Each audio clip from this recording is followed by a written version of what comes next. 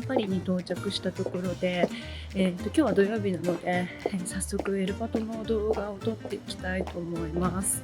パリには、3店舗エルメスがあるんですけれど、今から、セーブルのお店にまず行ってみようかなと思ってます。2週間ぐらいパリにいるので、ちょこちょこエルパトしながらレポを取れたらなと思っています。というわけで行ってきます。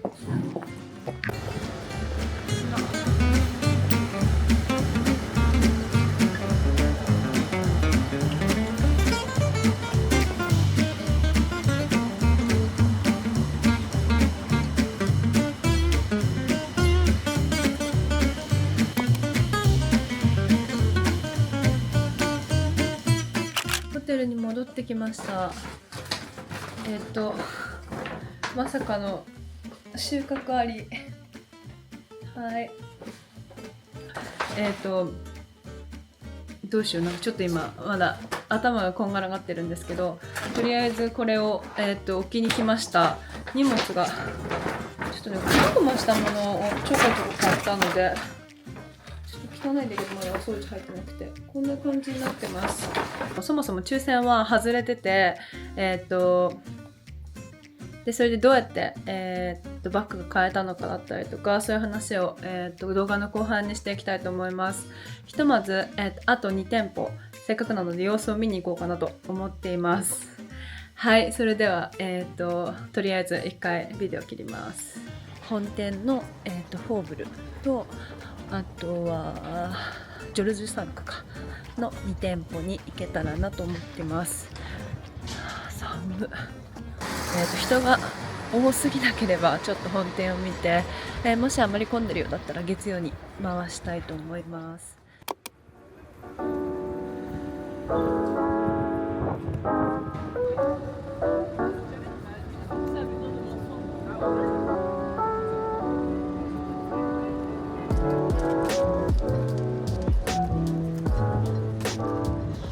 エルメスの本店は今日土曜日で混みすぎてて、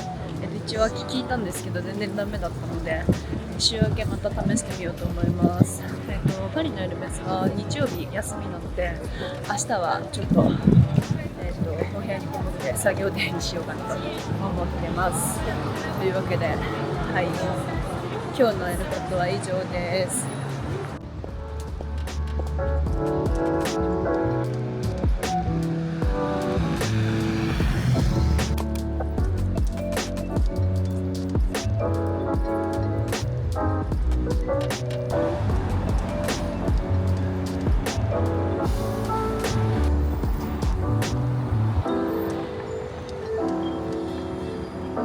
今日も抽選ダメだったので、今から本店に、行ってみようかなと思ってます。抽選当たらないのが普通なので、とりあえず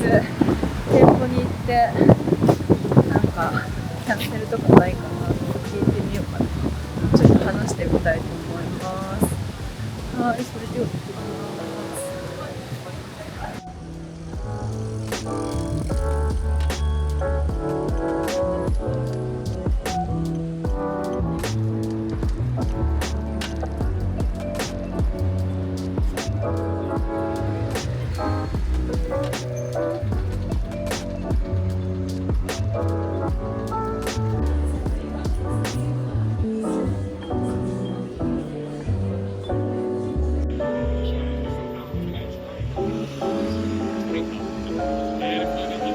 本店行ってきました。6時半クローズで1時間前ぐらい、5時半とかに行ったんですけど、もう人もあんまりいなくて、で聞いたら今日のレザーのキャンセラーもないのと、また明日トライしてみてっていう風に言われました。で、バッグ売り場とか見てるとボタンオファーされてる人だったりとか、多分コンスタンスミニかなっていう箱を持ってる人だったりとかいたけど、バーキンケリー、でもオータクロアの多分でかい箱も見ました。男性のお客さんで、バッグが全くないっていうわけではなさそうなんですけど、とはいえファッションウィークの直後なのであまり在庫はないのかなというイメージでした。今日のエルパトは終了です。はい、というわけで、パリのエルパトで買ったものをご紹介できたらなと思います。ちょっとまだピックアップできてないものもあるので、ひとまず一部になるんですけれど、最初に決めたのがこれ、ツイリーのずっと探してた、もう色がなくて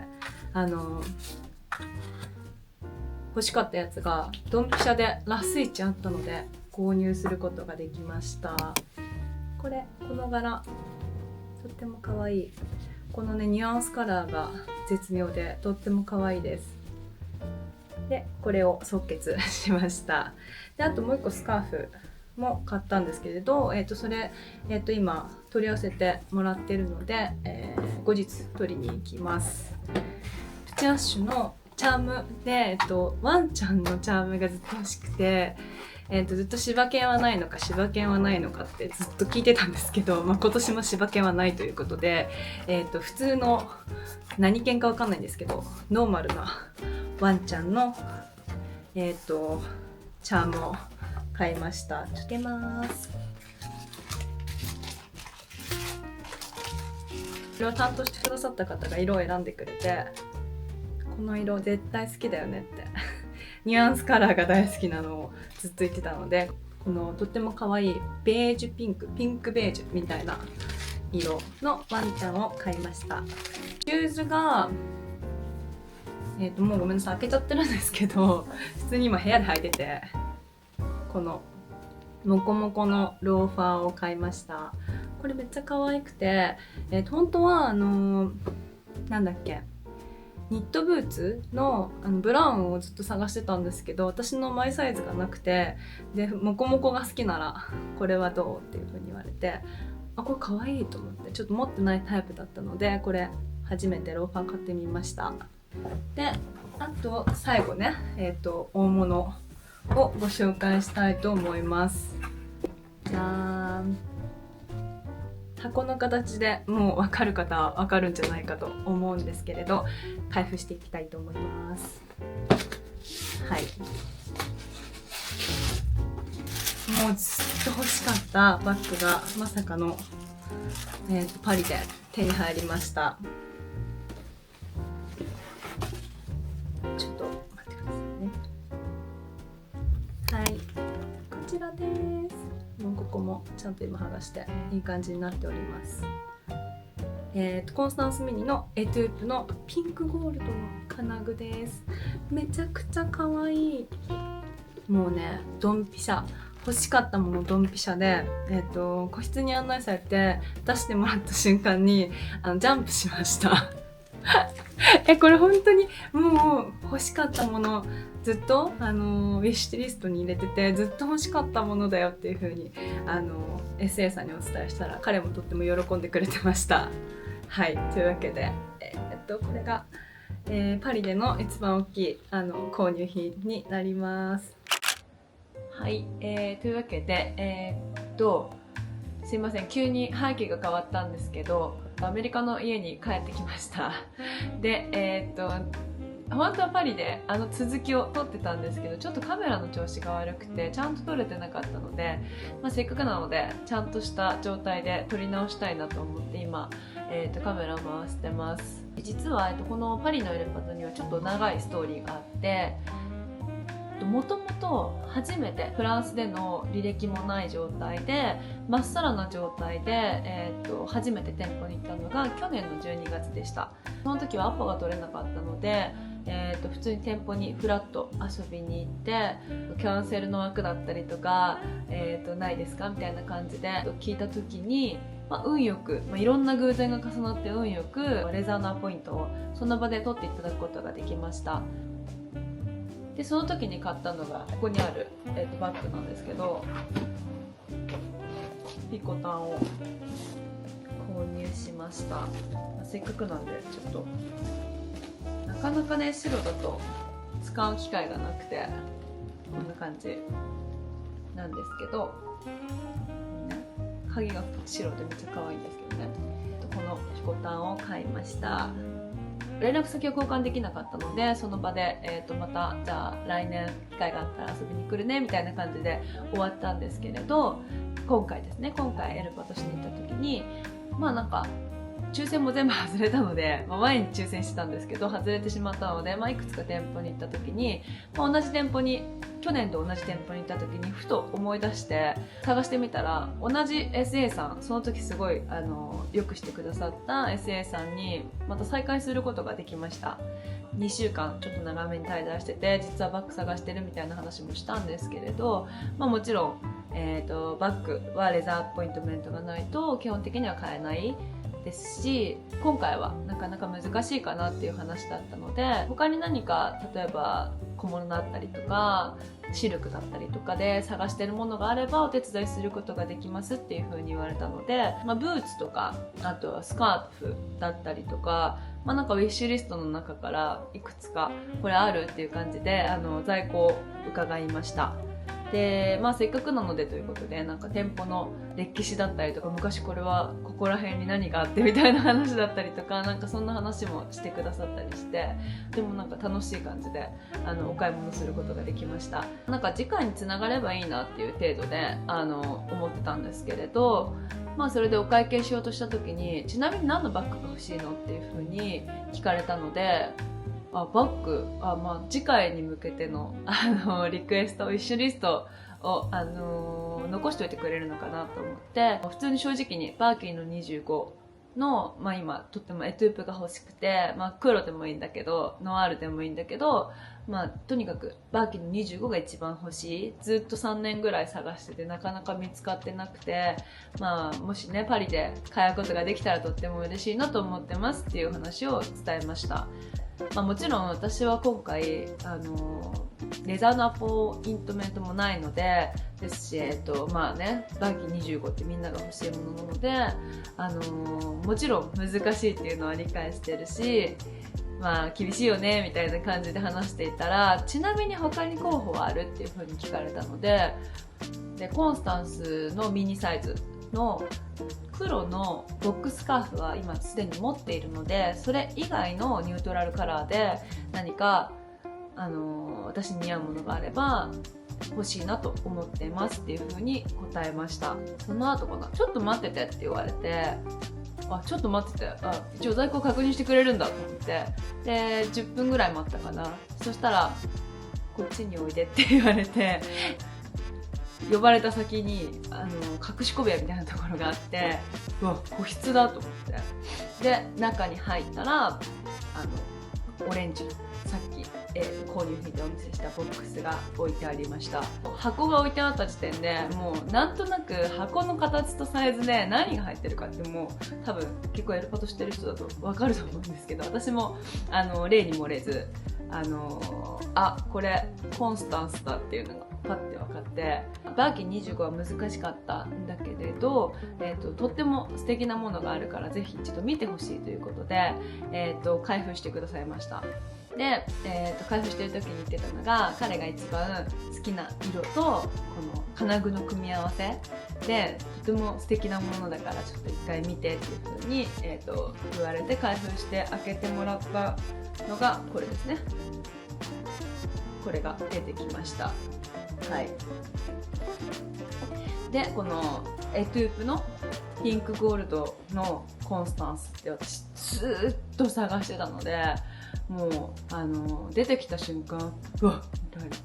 なんかもうちょっと言葉にならなくてそんな感じで、今回は初めて、パリでの枠バッグっていうのかな、多分パリだともしかしたらこれ枠に入ってないかもしれないんですけど、でそんな感じで、初めてドンピシャのバッグを手に入れることができました。もう SA さんには感謝の気持ちでいっぱいなんですけれど、はい、そんな感じで、また、そうですね、今後も、もし行くんだったら、ということで連絡先交換していただいて、今後もそんな感じでちょっとずつでもいいので、なんかこうリレーションシップを築けたらなと思っているところです。前回と今回踏まえて、パリでのエルパトで、いろいろ気づいたことだったりとか、もう今回特に2週間ぐらい滞在してたので、結構いろんな店舗でいろんな SA さんと話したんですけれど、なんか話してて、そういうことね、みたいな、なんかちょっと自分の中でも腑に落ちるというか、なんか納得したところだったりとか、あ、こういう風になってるんだみたいな感じに、気づいた点がいくつかあったので、それを最後にシェアして終わりたいと思います。ここで話すことは、あくまでも私の体験談であって、これをしたからこのバッグが出てくるとか、これをしたからバッグが買えるとか、そういう話ではないっていうのを一つ、お伝えしておきます。あと、お買い物しに行く人だったりとか、誰が行くかだったりとか、その担当してくれる人だったりとか、欲しいものが何かだったりとか、あとは時期だったり、あとその人のアカウントの状況だったり、滞在期間だったりとかも結構関係してくると思うので、なんとも一概には言えない話なので、あくまでも参考までに聞いてください。一つ目はやっぱりレザーアポイントメントはまず毎日ちゃんと抽選には参加した方がいいなというふうに思いました。で、なぜかというと、私が2週間滞在してる間にエルパトしてますみたいな感じで載せてたんですけれど、結構ね実は近くの今近隣のユーロ圏の国にいて、パリに周遊で行く予定なんだけど、とりあえずこう抽選を毎日してたら当たったと。で、ちょっと遠くから行くから実際これ買えなかったらちょっと残念だなっていうのがあるので、在庫とかってどうでしたかっていうのをかなり聞かれたんですね。かなりっていうか数件ですけど聞かれて、ってことはじゃあ当たってる人いるんだと思って、もちろん抽選って書いてあるから当たってる人もいるんだけれど、実際にそうやってDM とかでお話ししたことが今までなかったので、やっぱりちゃんと当たる人は当たるんだなと思って、なのでやっぱりそこは諦めずに毎日抽選には参加した方がいいなというふうに身をもって、体感しました。アポが取れたとしても、そこでバッグが買えるかどうかはわからないですし、そのバッグの、アポイントメントであってバッグを買える権利とはまたちょっと違うので、そこってちょっと難しいところだなと思うんですけれど、やってみる価値はあるなと。あまり期待せずにですけど、やってみる価値はあるかなというふうに思いました。で、2つ目はもうこれすごい基本中の基本なんですけど、日曜が、パリのエルメスって日曜休みなんですね。で、これ日本からすると多分信じられないかもしれないんですけど、アメリカも結構そうで、結構ね、ヨーロッパ圏とアメリカは日曜休みのとこ多かったです。いろんな国のエルメスは行きましたけど、そんな印象でした。もしエルパトがしたいっていう目的だったりとか、結構メインの目的で考えてるなら、日曜の日曜日が入ってるとちょっと機会損失というかもったいないなっていうので、それも考えてスケジュール組んだ方がいいなとふと思いました。3つ目なんですけれど、アポがもしその抽選で取れなくても、前回の私の経験のように、お店に行ってみることで何か話が、進むこともあるなっていうのはすごく感じていて、そうなんです。実は前回って私、2回レザーアポを抽選なしで交渉してこうねじ込んでもらったんですね。で、ちなみに1回目はリンディミニの黄色のあれ多分サンって色かな、オファーをいただいたんですけれど、ちょっといろいろあってそれはお断りしたんですけれど、その次の店舗でこのピコタンを出していただいて、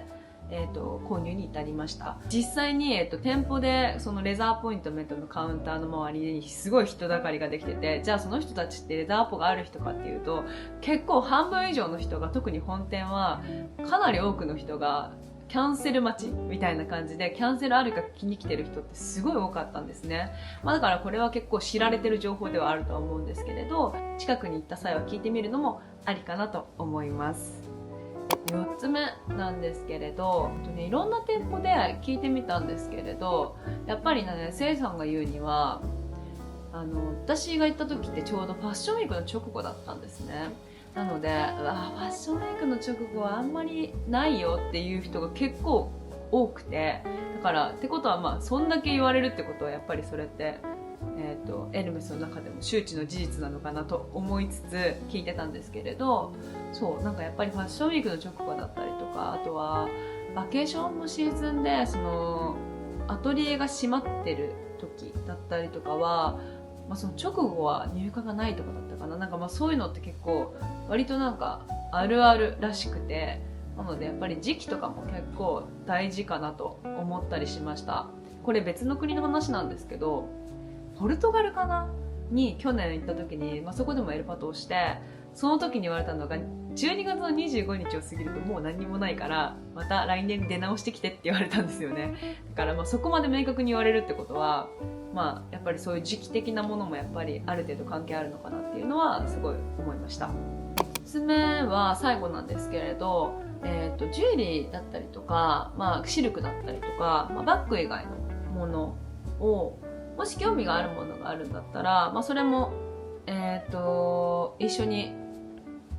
聞いてみるっていうのは、もちろんそれは無理して買うんじゃなくて、本当に欲しいものね。やっぱりフランスのアカウントがゼロの状態と、フランスのアカウントがあって、お買い物の履歴がある状態で、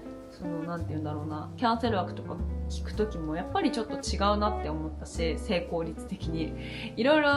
前回かなりいろいろ試してみて、実際に失敗も全然ありました。最初に、キャンセル枠を聞いたときに、まずじゃあ最初にお買い物してみたらどうなんだろうと思って、最初にお買い物をした後に、空きありますかっていうふうに聞いたけど、そこのお店では、そのジュエリーの担当者は他のものは、売れないから下のレザーアポイントメントの、カウンターで聞いてくださいっていう風に言われたので、その時はそのジュエリーの購入からバッグの購入に至ることはできなかったので、それもやっぱり人によったりとか店舗によったりとか、担当してくれる SA さんによったり